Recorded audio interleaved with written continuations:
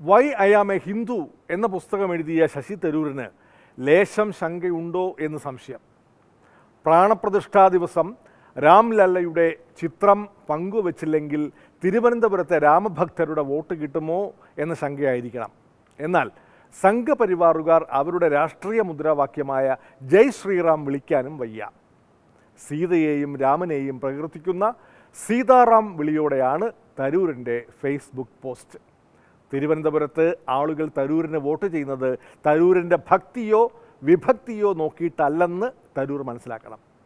തരൂരിന് ഇളകിയാട്ടം എന്ന ആക്ഷേപം ഉയർത്തുന്നു CPM-കാരും SFI-ക്കാരും.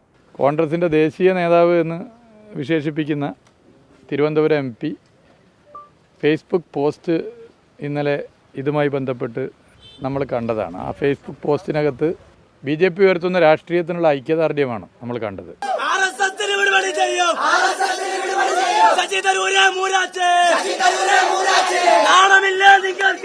അത് കേവലം ഒരു സോഷ്യൽ മീഡിയ പോസ്റ്റല്ല, ഈ രാഷ്ട്രീയത്തോടുള്ള ഐക്യദാർഢ്യമാണ്. കോൺഗ്രസ്സുകാർ രാമനെ BJP-ക്ക് വിട്ടുകൊടുക്കണം, ഇതാണോ നിങ്ങളുടെ ആഗ്രഹം? അത് ഞാൻ ഒരിക്കലും ചെയ്യാൻ തയ്യാറല്ല. അത് മാത്രമല്ല, എൻ്റെ പാർട്ടിയുടെ ഒരു ഭൂരിപക്ഷ വ്യക്തികൾ അത് വിട്ടുകൊടുക്കില്ല.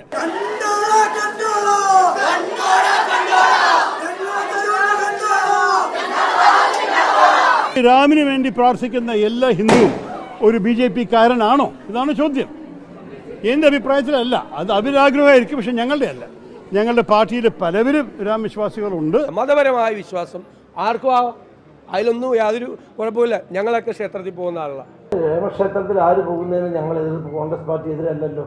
ഒരു ക്ഷേത്രത്തിൽ പോകുന്നതിനും ഒരു പള്ളിയിൽ പോകുന്നതിനും ഒരു ആരാധനാക്രമത്തിനും ഞങ്ങൾ ആരും എതിരല്ല.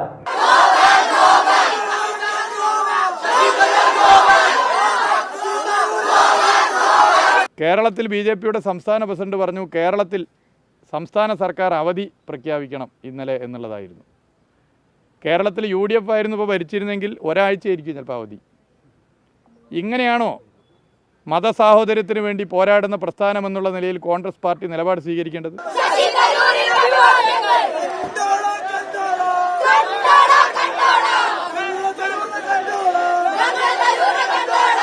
പല ദൈവവിശ്വാസികളുണ്ട് എല്ലാ പാർട്ടികളിലും. പക്ഷേ എൻ്റെ പാർട്ടിയിൽ ഉള്ള ഹിന്ദു രാം ഭക്തന്മാർ നാളെയോ മറ്റന്നാൾ അയോധ്യ പോയാൽ വേറെ ആർക്കും മുറിവ് കൊടുക്കാനല്ല, അവർക്ക് അവരുടെ ഭക്തി കാണിക്കാൻ മാത്രം.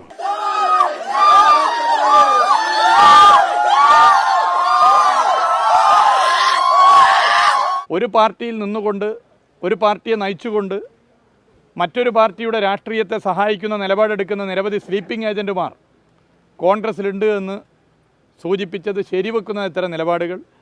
ഇപ്പോൾ സ്ലീപ്പർ ഏജൻറ്റ് പരസ്യ ഏജൻറ്റായി മാറിയിരിക്കുന്നു, സ്ലീപ്പർ ഏജൻറ്റ് കർസേവ ഏജൻറ്റായി മാറിയിരിക്കുന്നു. അതാണ് പ്രത്യേകത. ഞാൻ എന്തായിരുന്നു എഴുതിയിട്ടുണ്ടായിരുന്നു ഹിന്ദിയിലെ ഒരു വാചകം, സിയാവർ രാമചന്ദ്ര കി ജയ്. രഘുപതി രാഘവ രാജാ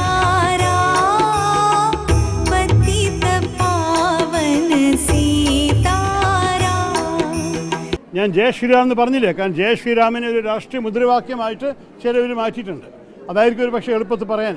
പക്ഷെ ഞാൻ ഇത് പറഞ്ഞത് സിയ എന്ന് പറഞ്ഞാൽ സീതയാണ്, ഒരു നോർത്ത് ഇന്ത്യൻ ഡയലക്റ്റിൽ. അപ്പോൾ സീതയുടെ ഭർത്താവ് രാമിനെ ഞാൻ ജയ വിളിക്കുന്നത് മാത്രമാണത്. അതിൻ്റെ അർത്ഥം നമ്മൾക്ക് പല കാര്യങ്ങളും അതിൽ ഒരേ സന്ദേശത്തിൽ കൊടുക്കാൻ സാധിക്കും. ഒന്ന്, രാമചന്ദ്രൻ നമ്മുടെ ഭക്തി. രണ്ടാമത്തത്, ചിലവർ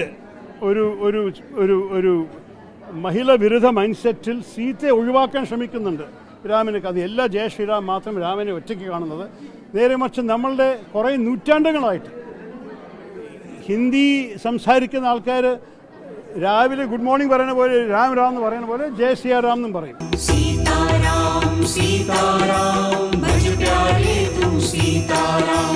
പലവരും സീതയെ ഒഴിവാക്കാൻ ശ്രമിക്കുന്നു. അപ്പം ഞാൻ അതിനും ഒരു സന്ദേശം കൊടുക്കുകയാണ്. നമ്മൾ ശരിക്ക് പണ്ടത്തെ എല്ലാവരും പ്രാർത്ഥിക്കുന്ന രാമനെയാണ് ആലോചിക്കേണ്ടത്, സീതയോടൊപ്പം നിന്ന രാമൻ. ആ സീതാറാം സിയാറാം, അതിനു വേണ്ടിയിട്ടാണ് ഞാനൊരു വാക്ക് ഇറങ്ങിയത്. സീതാറാം സീതാറാം